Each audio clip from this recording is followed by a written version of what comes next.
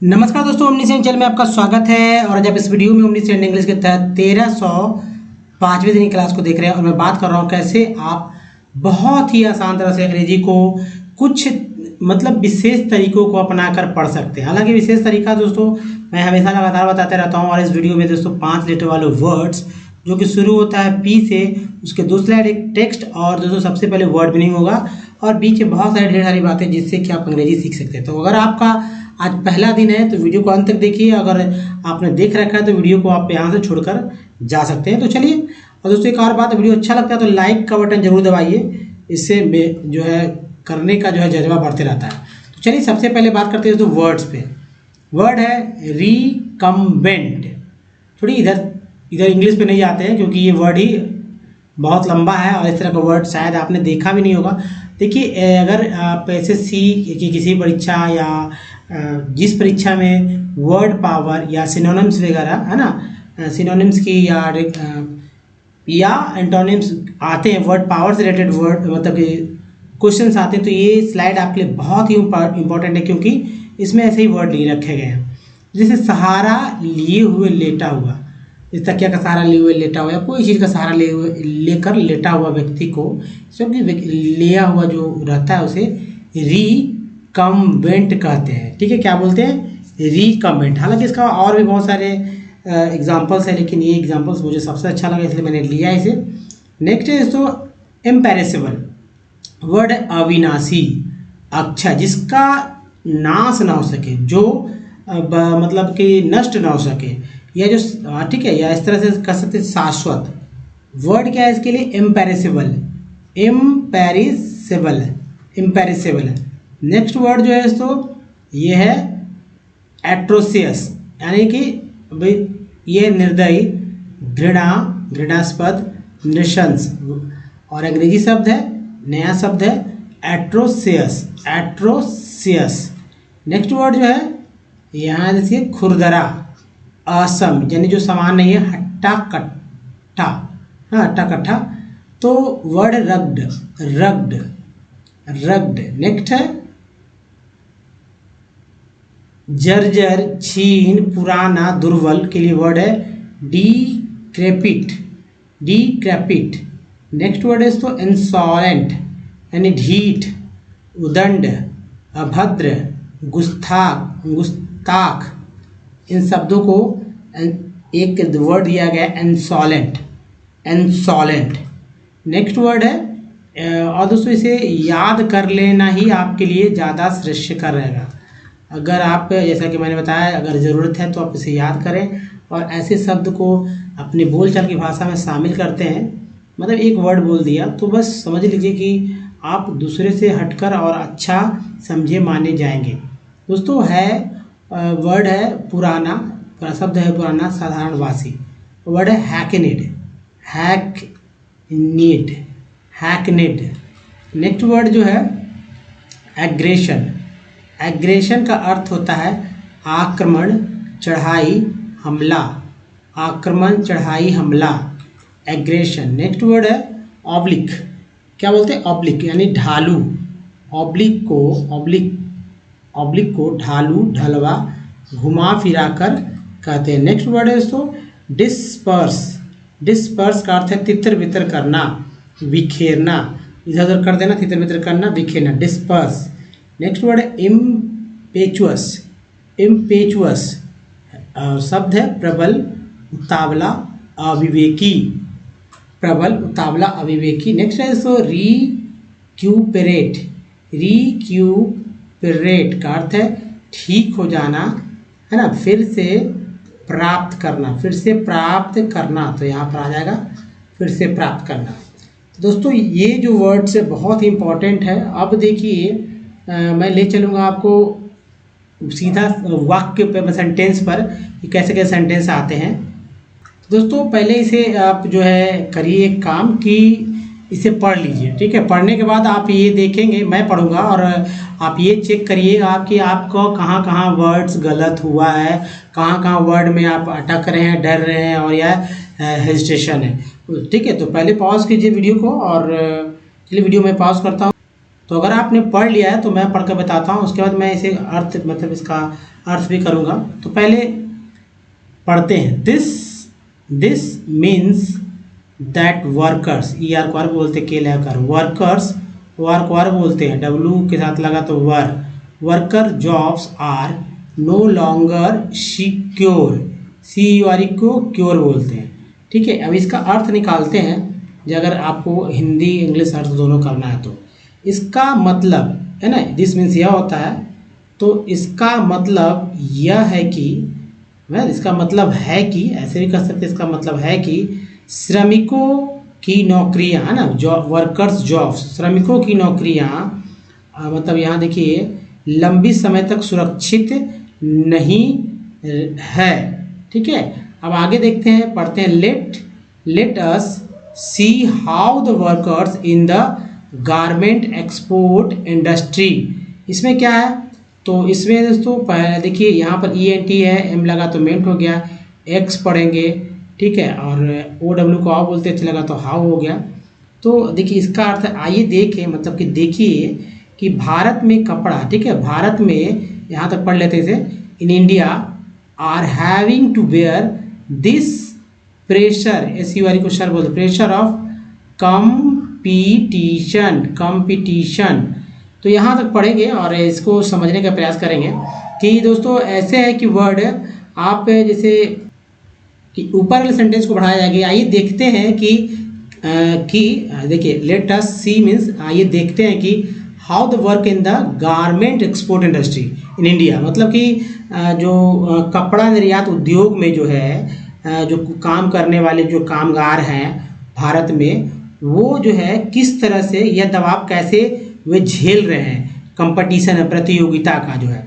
अब आगे देखिए, large MNCs in the garment, है ना, ये garment industry in Europe and America order there the products from Indian exporters.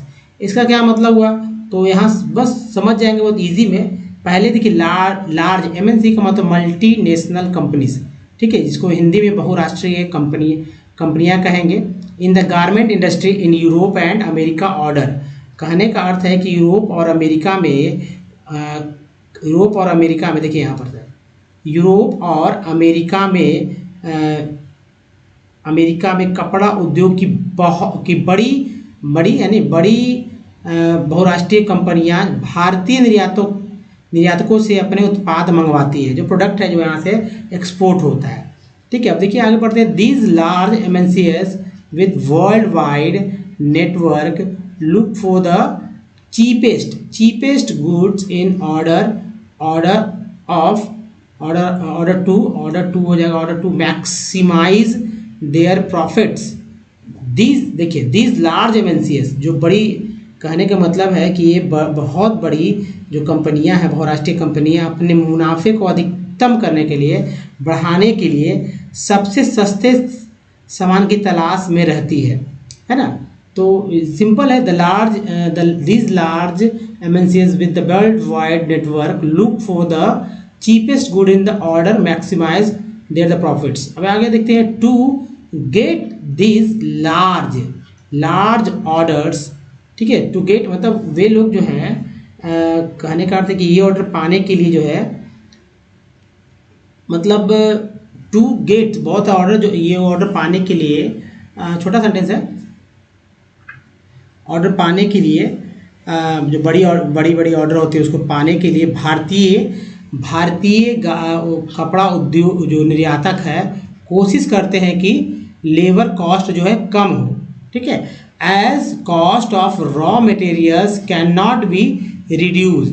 ठीक है, जैसे कि रॉ मटेरियल को जो है कम, मतलब कि कम नहीं किया जा सकता है। अगर देखिए, अगर समझने की बात है कि अगर जाहिर सी बात है, अगर रॉ मटेरियल्स में अगर समझौता किया जाएगा तो न तो यूरोप और ना ही अमेरिका जैसे कंट्री में वो अपने जो प्रोडक्ट है, उत्पाद है, उसको बेच पाएंगे। तो करते क्या है कि जो है श्रम को ही, यानी जो लेबर्स है उनका ही कटौती कर डालते हैं।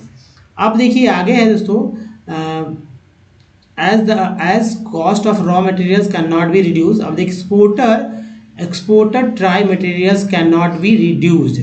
Exporter try to cut labor cost where earlier a factory used to employ worker on a per year को पी लगा पर ENT एन लगा नेंट परमानेंट बेसिस। तो आगे ये है दोस्तों कि जो है निर्यातक श्रम लागत में कटौती करने का प्रयास करते रहते हैं। जहां पहले कोई फैक्ट्री स्थायी आधार पर श्रमिकों को नियुक्ति करती थी, मतलब पूरे जीवन भर, लेकिन अब ऐसा नहीं है। कुछ साल काम करने के बाद ऑर्डर के अनुसार या संसाधन के अनुसार कम बेसी करते रहते हैं। तो सिंपल है दोस्तों, अगर आपने इसे पढ़ा है और पढ़ने के बाद आपने कुछ समझने का प्रयास किया है तो ऐसे ही समझना है कि किस तरह से, कि ताकि आप अच्छे से कोई भी सेंटेंस को समझ पाएँ। समझेंगे तभी भी लिख पाएंगे, है ना।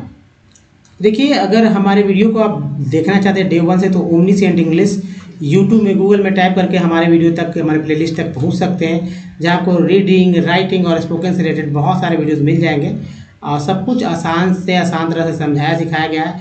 और अंग्रेजी पढ़ना लिखना और भी आसान हो सकता है अगर आप 10 दिन तक हमारे साथ बने रहें। और साथ ही दोस्तों एक कॉपी बना लीजिएगा, जिससे कि रिवीजन करने में आपको हमारे वीडियो पे नहीं बल्कि कॉपी से ही फ़ायदा हो सकता है। अब चलिए पी लेटर वाले वर्ड, जो कि मतलब 5 लेटर वाले वर्ड जो कि पी शुरू होते हैं, को एक बार एक सरसरी नज़र से पढ़कर देखते हैं कैसे पढ़ा जाता है। जैसे प्रोल, रोल बोलते हैं ना, प्रोल वर्ड है प्रोल। अब देखिए रॉल, तो यहाँ रोल है, यहाँ रॉल है। रोल, प्रोल, प्रॉल, प्रोम, है ना, प्रोम। फिर प्रोमो, प्रोमो, प्रोम्स। नेक्स्ट है prone, next prong, pronk, prawns. Next है प्रूफ, नेक्स्ट देखिए प्रॉप्स। अगला है तो प्रॉर। नेक्स्ट है प्रॉज, रोज होता है रोज, तो प्रॉज, प्रोशो। नेक्स्ट है प्रॉस। अगला है तो प्रॉस्ट। नेक्स्ट वर्ड है तो प्रॉसी। नेक्स्ट है प्रोटो। नेक्स्ट है प्राउड, प्राउड के बाद है प्राउल।